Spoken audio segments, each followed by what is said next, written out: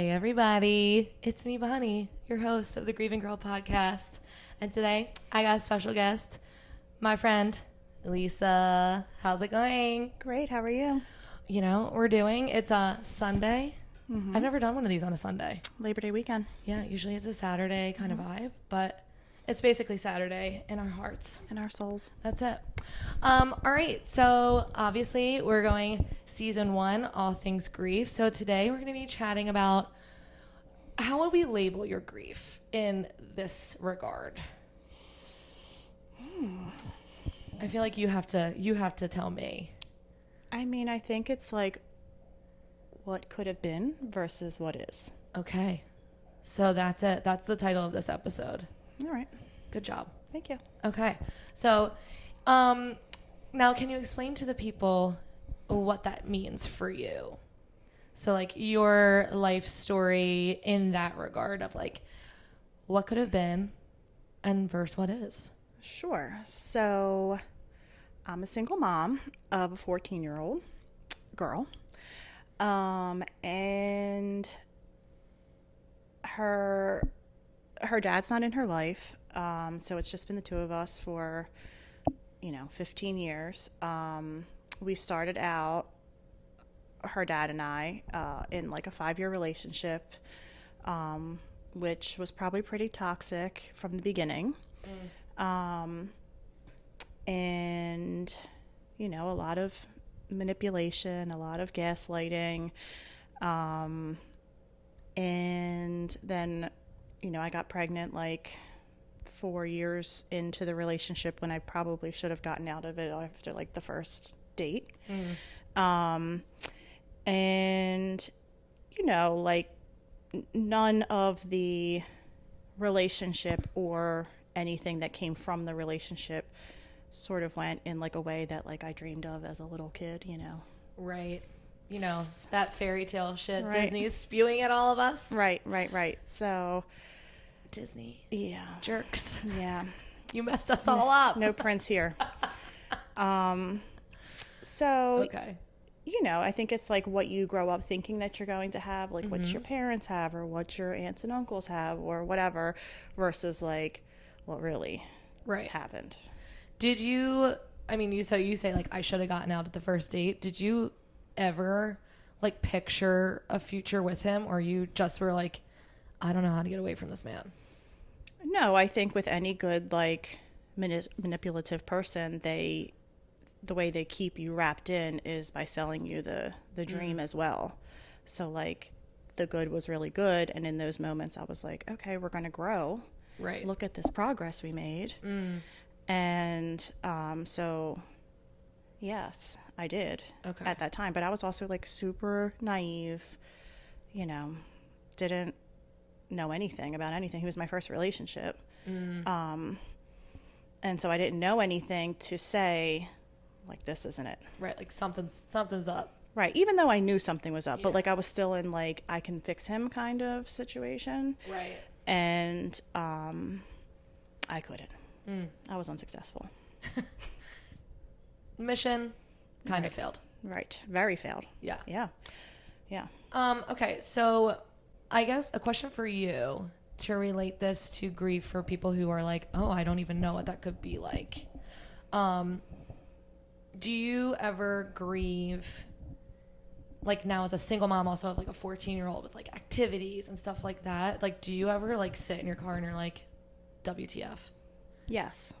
I think that I grieve lots of things of adulthood and like parenting without having a partner. Because like as much as like, my daughter's really lucky to have lots of people that love her, and all of those people are present and very involved in her life, I also wonder, like, they don't feel like I do. Like they're an aunt or a grandparent or a friend. They're not a parent. Right. And they don't feel like how I feel because they're not a parent. So like, it would be nice to have that other person to say, this is what's happening. What should I do? Or, I just went to high school orientation, and like, I always have to sit and like take a breath and say like, I'm not going to be the only one that's by myself. Right. Or is everyone looking at me because I'm sitting here by myself? Which, Right. of course, they're not, because I'm not the only single parent in life. Right. So I think, there's lots of times where I sit back and reflect and, like, feel, I don't know, sad, or I don't know, like I'm missing a piece. Yeah. Because I don't have that other parent. You don't have that, like, sounding board partner, teammate person. Right, or like someone who loves her like I do. Right. Even though so many people love her. Right. Oh, for sure. That's so interesting. Yeah, I mean,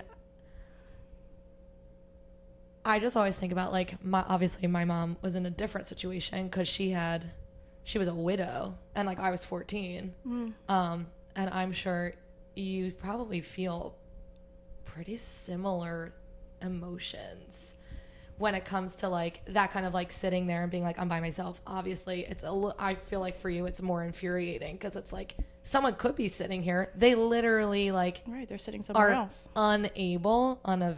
I don't know what. Willing? Willing? Yeah. Maybe. But I feel like it's like that similar that theme of grief, right? Yeah. It's like, it's obviously so different. Yeah. The situations are different, but. And I think, like, what people, and I don't know that everyone feels this way, but I know people who feel this way, and I feel this way too, that being a parent, being a mom, I can't speak for what it's like to be a dad, but being a mom can be a isolating and lonely journey in itself.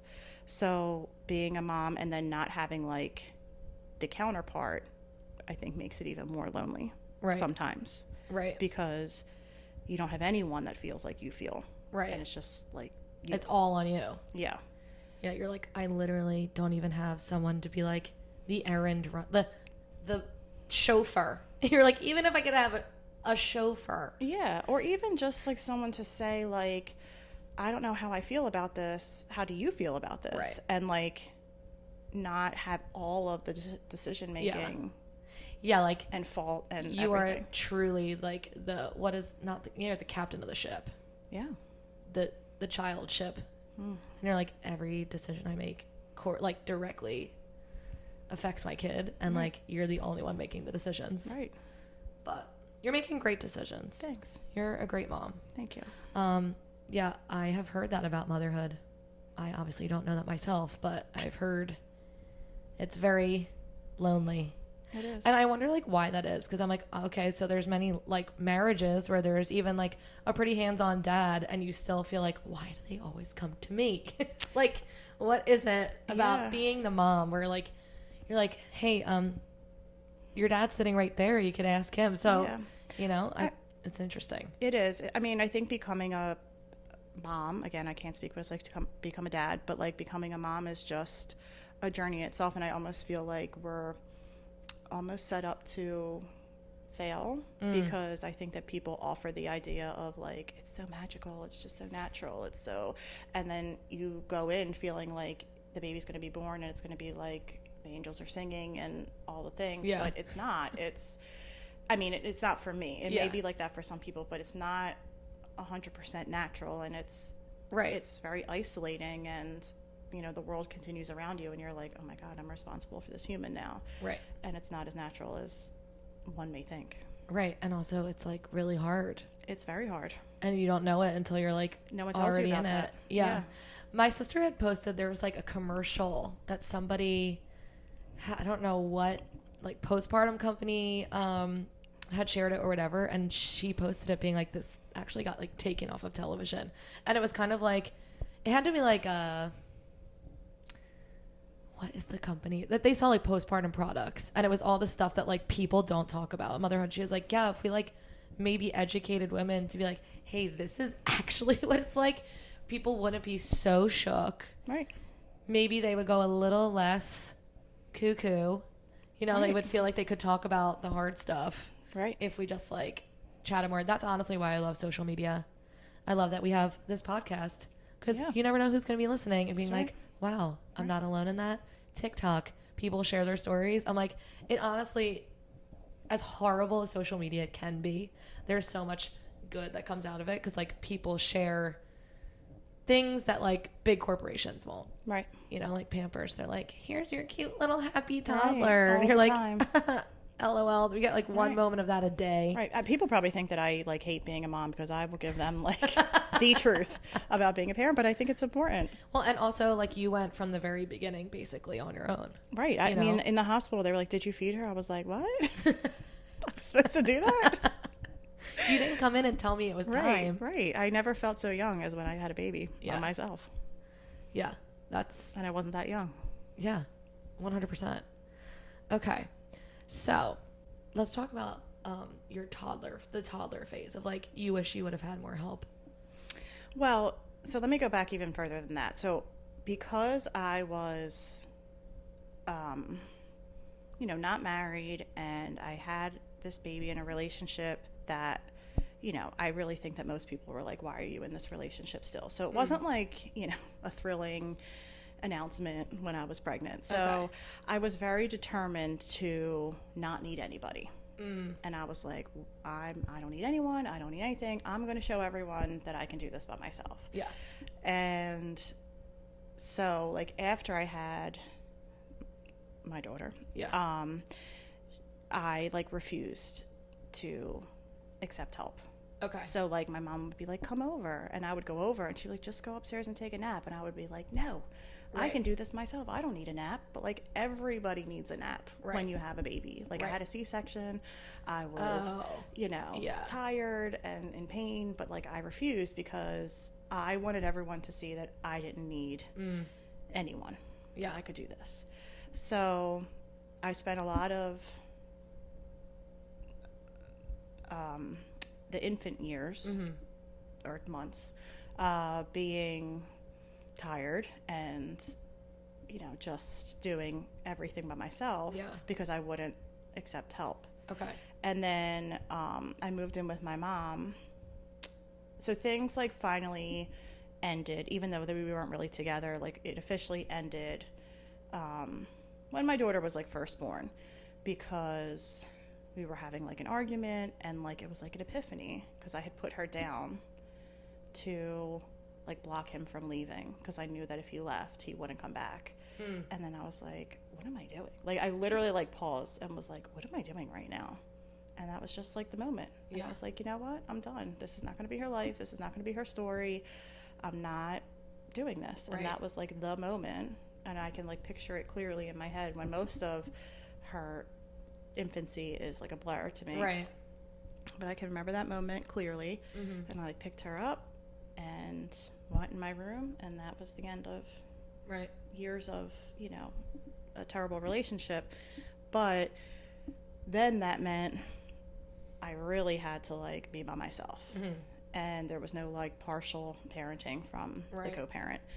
And so I moved in with my mom and I was still determined, like, I'm going to do this. And while I lived with my mom was not my co-parent. Like, I cared for her. I gave her a bath. I took her to daycare. But then I also was like, I need to make more money. And Right. what can make me more money than going back to school? Sure. So then I was like working full time, getting my master's, and being a single mom. And I think like during that time, it was just survival. Really, a lot of her younger years were survival, like trying to figure out money and like Yeah. giving her, I never wanted her life to be different than anybody else's. So Sure. like really making sure that she had the things and was experiencing the same thing as everybody else. And I think that that's a part that like when I watch everyone else or like my sister with my nieces and nephews, like it's so nice that she gets to enjoy the toddler years or just gets to sit and play with them. Right. Or because one, I feel like I was in like such a bad space mental health wise to enjoy those younger years. Right. And I was also like super duper busy because Right. I was just always trying to like, You were okay, hustling. what's the next thing? What's the next thing? Yeah. How can I get things to be better? 100%. But like didn't have the time to actually enjoy the moment, Yeah. which I think is really hard to look back on now that she's 14. Yeah. Did you ever like feel like there's like this quotes stages of grief? Do you ever feel like you went through those even though you actively like made that decision like that we're not going to do this, that's for sure, But did you feel like you went through the stages of grief with that kind of idea being done? Like, I feel like you had to definitely be angry. Yes. Yeah, I mean, I think there was times I was angry, and it was hard because at the same time I was relieved. Like, as much as I was like, this really sucks, I was like, thank God we're not together. And like, thank God that's not someone who's active in her life. And like, you know, because as much as I wish I had somebody, I didn't want that somebody. Right. And her life is and was better off with it just being us. Yeah. So it was always conflicting feelings because I was angry, especially with like the financial situation. And I was angry that I was having to do everything by myself. I was angry that I was tired. I was angry that like I just didn't have a minute to do schoolwork or and then I was sad and like also relieved at the same time. Well, then there's like the acceptance of like, but this is what it is, and this is like the better thing. 100%. Right. And I think the acceptance, even when I knew it was the better thing, it took me a long time to be okay with it. Almost like in the last few years where like I really am okay and we really are okay and I don't need to, like, she's okay, she's happy, we made it, we did it, and not that our journey's over, but like I feel I even hate to say out loud, but I feel like smooth. Yeah, you know, we're in a good place. The eye of the storm, it's all past, right? Like now it's kind of like now we're just regular. The tornado thing has come. We made it through that whole thing, and now like, oh, okay, yeah. That's a scary feeling for someone who's like lived through years of like just trying to like get the survival mode when you're in, and that was like years. Right. So like really to finally feel like, wait a second. Yeah. That's and it's scary. Really hard to get out of survival mode. Yeah. Between like dealing with the emotions from the relationship and like all the, I don't know, I'll use the word trauma from the relationship, but also the emotions of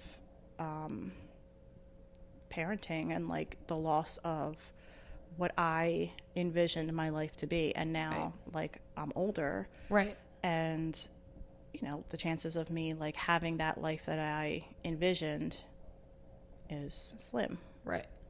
At least as what I envisioned as like a 12-year-old. Well, you're right. You're like, I mean, you're still young. So it's like you really do have an entire lifetime, which is like, because we're so in it, it's like, it's too late. Right. But it's like, really, when you do the math, you do have like possibly a whole lifetime. You could have a healthy, like, adult, meaningful relationship in your life. Right. But it's scary to even get out of that mindset of like, I just worked my ass off for 14 years to finally feel settled, calm, like we're good. I know where my kid is, how we're doing. We are thriving. Right. And to control. Then, like, let me crack this door open for somebody to possibly like, we are not looking to be disrupted. Nope.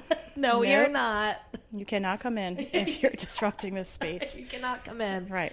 No, truly. I'm like, that's scary. And I feel that. And I feel that as someone who's grieving something totally different. Yeah. And that's just like on the healing journey, I think. Yeah. And I mean, I also think that something that is hard for me is that, I mean, anyone who knows me knows how close I am with my family. And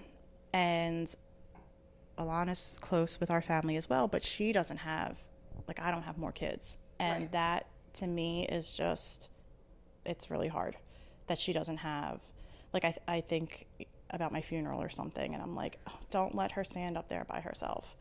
Well, she won't.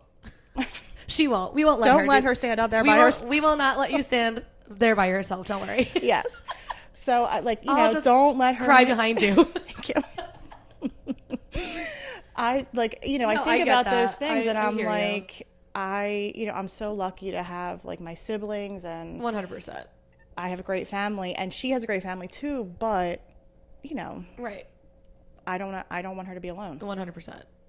I feel that. That's fair. I couldn't imagine doing what we had to do by myself. Right. So that is a very fair feeling that you have. Very valid. Right. And she'll say things like, I'm never going to be an aunt. And I'm like, I love being an aunt. You're like, rub it in, man. I don't know. I didn't choose this life either, girl. We'll fix this right now. Well, listen, it's not too late.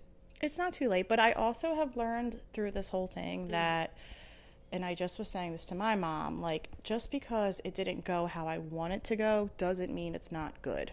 Right. Like, I still have a good life. Right. And Alana does too. Was I supposed to say? That's totally okay. It's fine. We can blur it out later. No, it's fine.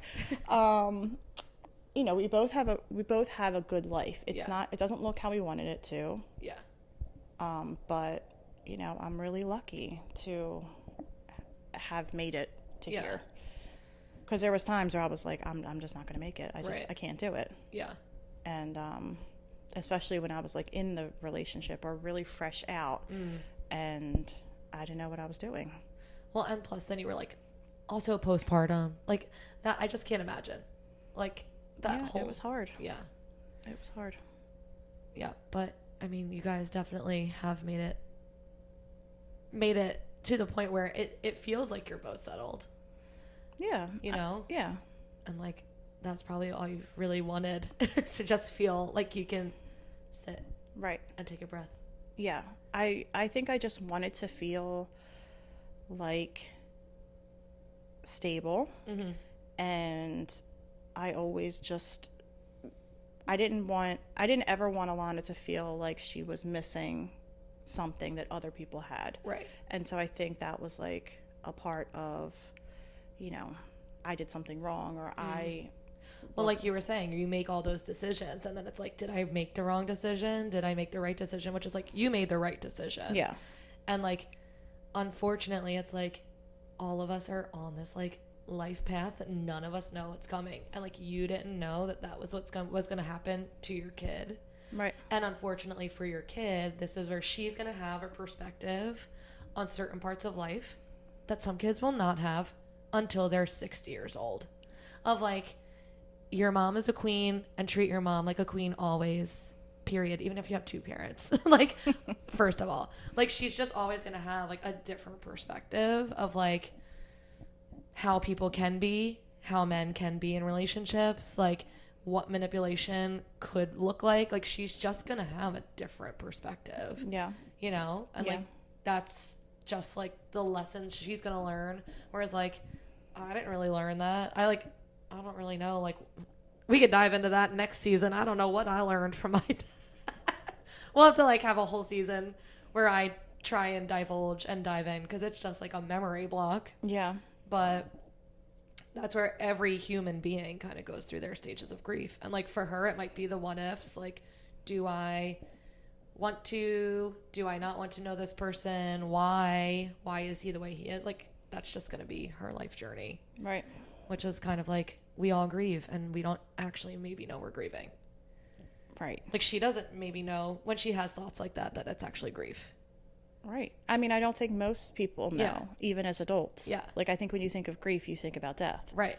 But like, it's not. It's not. There's so much. Yeah. So that's literally the whole point of this season. And that's why I'm so glad you came to chat. Yeah. I am. I'm so glad you came to chat. Yeah. Because I think that's probably one of the most relatable topics that people will listen in on. It's just like relationships not going the way you thought they were going to go. And family units not going the way you wanted them to go. Right. And I think like it's in relationships, it's just so hard. You need the time to heal and rebuild. But like at the same time passes so quickly that here I am. I'm all okay now. And I'm 40. 100%. 41. Yes. And now I can't get that back. I can't go backwards, but I needed all that time. Yeah. And it's just, I think that's one of the hardest things is like all this time. Yeah, you've was been spent. Healing. Yes. But for some people, they're like, why hasn't she moved on yet?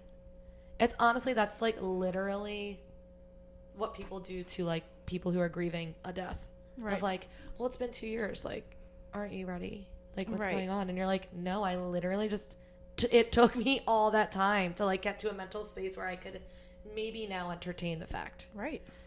Where I'm like, I mean, with me, I'm like, oh, I am like still, I'm in the baby years of healing from what happened to me. And it has nothing to do what happened to you. And it's like, it could take me all that time to, I don't know, be able to have like an actual conversation where like my throat doesn't close. Yeah. So like, let everybody take their time healing, people. It's not about you. Right. It's, yeah. But I think that people don't understand. Right. And like, good for them because they haven't been through. Bless them. Right. But like, it takes time. And I think people are just like, you know, you just got to get back out there and you just got to, you know, you're not going to meet anyone in your living room. Right. No, I'm not. But I'm pretty comfortable and not anxious in my living room. So I'm going to stay here. We are at peace in our living room. Right. Right. Truly. Right. Truly. Okay, well, I feel like this is a good ending question because you just said we were healing and rebuilding. Yeah. Something you just said a minute or two ago. And so that I will ask to you, what do you feel about now that you're like, okay, I'm at peace in my living room? Like, do you see yourself like rebuilding, or do you feel like that's something that you're like, I don't know, man, because like we are at peace in our living room. Like, is that something you like want to do, like rebuild, or today? Yes. Okay. Tomorrow? Who knows? And that's on that period. Yeah. I mean, no, I do. I feel like I'm in a really good place. I feel like, you know, I've learned a lot from the past 14 years. And I feel like I'm in a place where I can rebuild. Yeah. And I'm not scared. Right. Because in my head, I'm like, nothing's going to be worse than trying to rebuild from that. And, you know, I also already know, you know, like I feel like your 30s in general is like a time of like self-reflection and, you know, learning who you are. And now in my 40s and I know myself, I'm like stronger, braver. I'm not going to let anyone come into my life and disrupt it. Yeah. And like, you know, if someone's willing to take all this on and be like, okay, you know, well, that's the thing. I'll do it. I am who I am. Right. And like, and I'm not we're changing. not changing. Right. You're welcome to come into my life. That's but it. I'm not, I don't know. I mean, if you're willing to come into my life and if like you accept man enough it, to handle it, right, slay. right. If you can be emotionally capable. right. To accept what I've been through and know that that's part of my journey and it's something you literally cannot take away from me, then we'll talk about it. And like, you have to accept that I'm have to have a lot of the control. Right. So if you can handle all that, then you heard it here first, folks. That's it. That's it. I hope you rebuild. You deserve it. Oh, thanks. But you know what? I also love being like, nah, we're content. I love that too. But I think either way is fine. Yeah, both answers are great. Right. I know they like to fall off. Yeah, they're falling off. And I think that's like sort of the beauty of where I am. Yeah. Is either way, I'm going to be okay. Yeah. It took me a long time to get here, but I'm okay. I love that. Yeah. All right. Well, I feel like that's a fierce place to like do our cheers, because every episode has ended with some sort of cheers. Okay. So cheers to healing and rebuilding, and to super moms. Yeah. And go hug your mom if you can. Okay. Yeah. Yep. All right, Alana, your mom's a badass. Okay. Bye, everybody. Bye.